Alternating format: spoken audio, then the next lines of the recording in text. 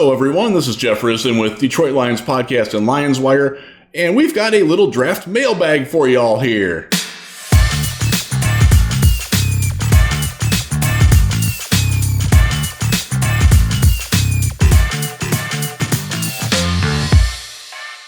So I turned to the smartest Lions chat on the internet, the Patreon Slack for the Detroit Lions podcast, and got some really good questions on it. I posted on there, hey, give me your draft questions, and people delivered, and they delivered a lot more than I can answer here. So I'm going to try to keep this flowing as quick as possible, and we'll go through these and get some ideas on what's going on here.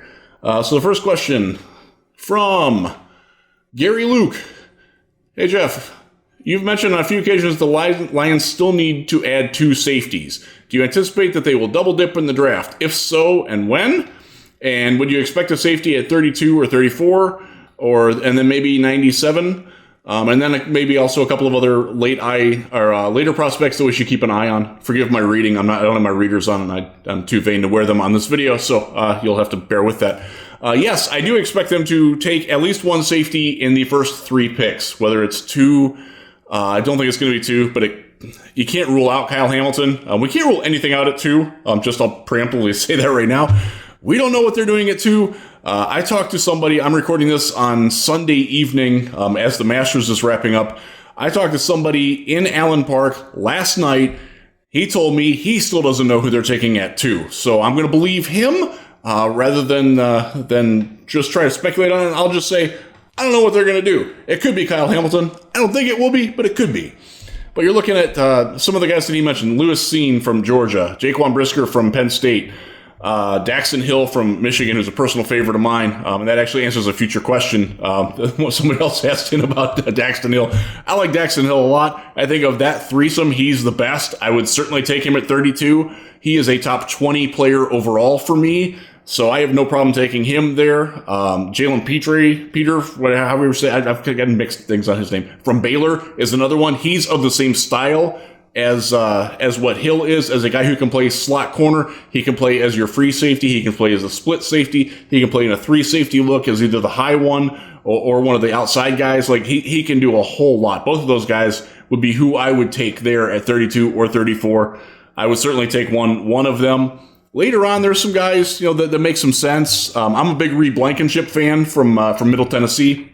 If you watched our interview that we did with on the podcast with Mr. Football Game Plan Emory Hunt this past week, we talked a little bit about Blankenship and how, and I like the way that Emory said it, and I'll paraphrase him here. It's like he understands the literal meaning of the word safety. You don't get big plays against him, and that's something that's important to me. And he can also come downhill and tackle in the box pretty well. So he's one. He's like a middle-round guy.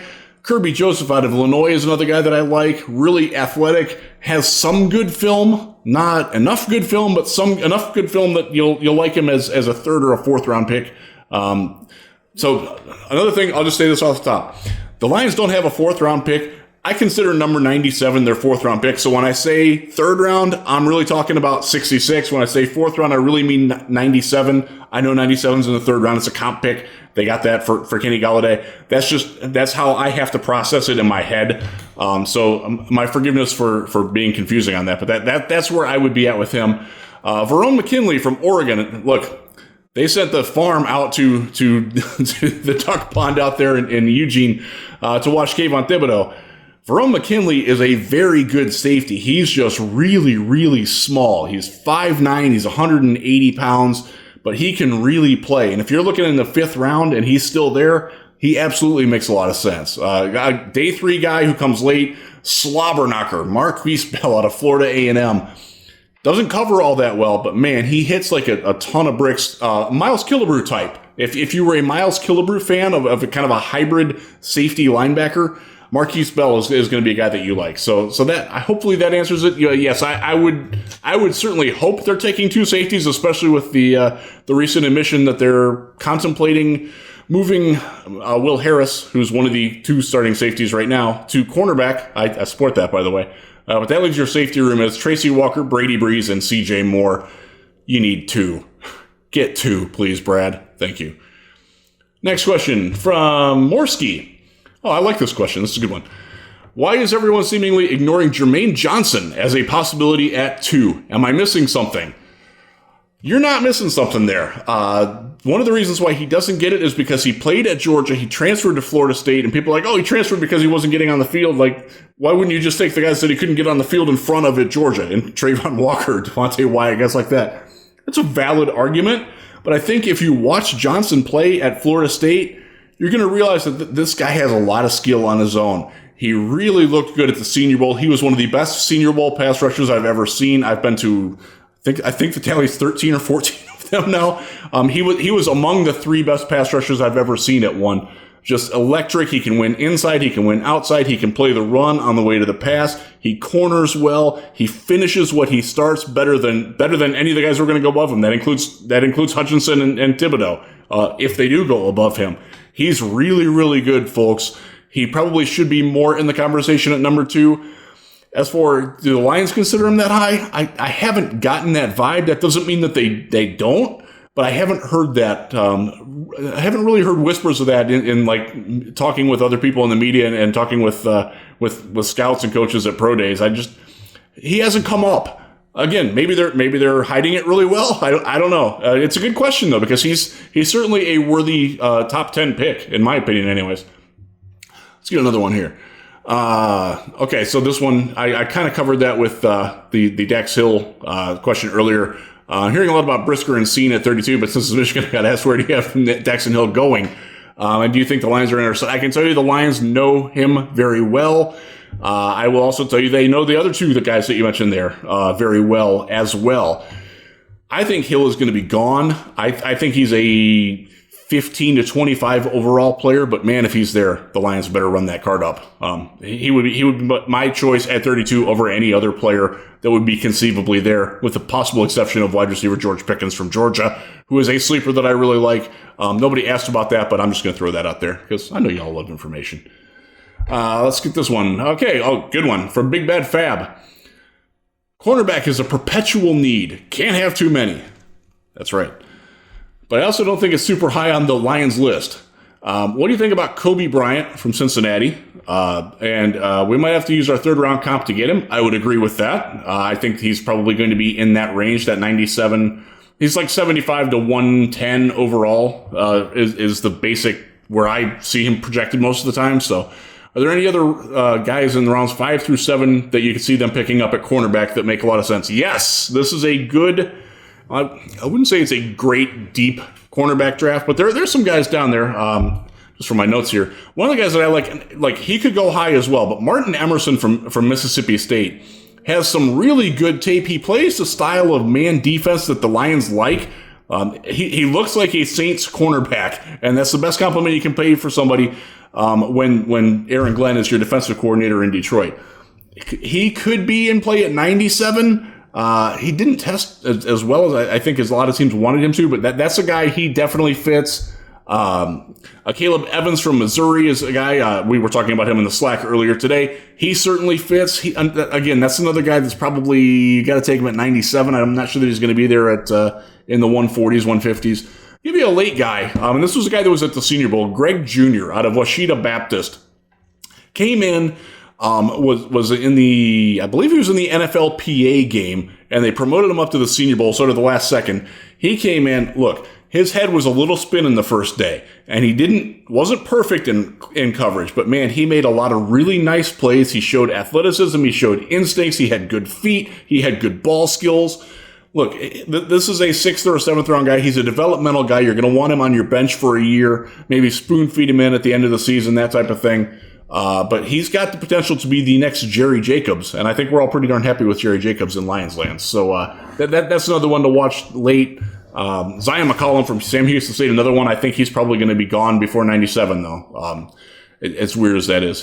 By the way, if you didn't, again, I'm going to harken back to the interview that we did with Emory Hunt this past week.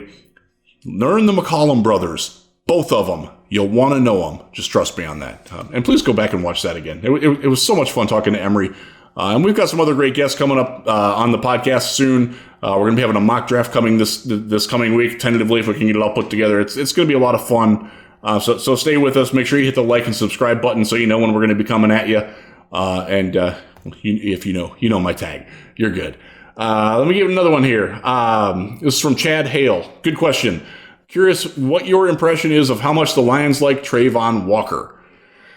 Yeah, that's a good question. I don't have a great feel for that. I will tell you, I talked to somebody who was at Georgia's Pro Day, who was not employed by the Lions, who talked that like Kelvin Shepard was gaga over him specifically. Look, Kelvin Shepard is the Lions linebackers coach. And by the way, we had a great interview with him at the Senior Bowl. Please check that out. Great dude. He worked the linebackers there. He really liked Trayvon Walker when Walker was doing the linebacker drills. Now, is he an off-ball linebacker? No. In Detroit, he's probably a 3 to 7 technique, anywhere along that front, sort of like the J.J. Watt style. A defensive end in name, but can also play defensive tackle in certain fronts. Look, I know they like his athletic ability. I know they like his drive. I know they're not that concerned about the lack of production because he played with so many good people around him. And so this is interesting. This is a conversation that I had on Twitter behind the scenes with somebody. You talk about, okay, well, oh man, he didn't have all that production. Why didn't he stand out against all these other guys? Well, the Lions' goal is to have all those other guys too. So he doesn't have to be the guy getting 15 and a half sacks. So he can get 9.5. And Charles Harris can get you 8. And Romeo Okwara can get you 8. And Julian Okwara can get you 6 in limited duty. Like that. That's what they want. I do know that much. So like obviously Aiden Hutchins can get you that. Kayvon Thibodeau can get you that. I think Jermaine Johnson can get you that. I think some of the later guys like Boye Mafe, Arnold Ebiketie, some of those guys can get you that as well. But Walker's high-end athleticism, they have to take notice of it. Again, I don't have an inside feel for how they feel on him, other than that I know that they liked what they saw at the Georgia Pro Day a lot. Get a couple more in here. This is a good one, and I didn't pre-screen this one. I just printed this off. It's from Floundericious. Does this front office care about positional value? A lot, a little, not at all. So this is something. For those of you who know me and have followed me for a while, you'll know that one of the biggest complaints I have with the Bob Quinn regime was their emphasis on lesser positions. They took tight end, they took center, they took off-ball linebacker in the first round. They got good players, mostly, but you get your impact players at your impact positions in the first round. That's something, look, I will speak from experience. John Dorsey absolutely values it very much. Quarterback, cornerback, pass rusher.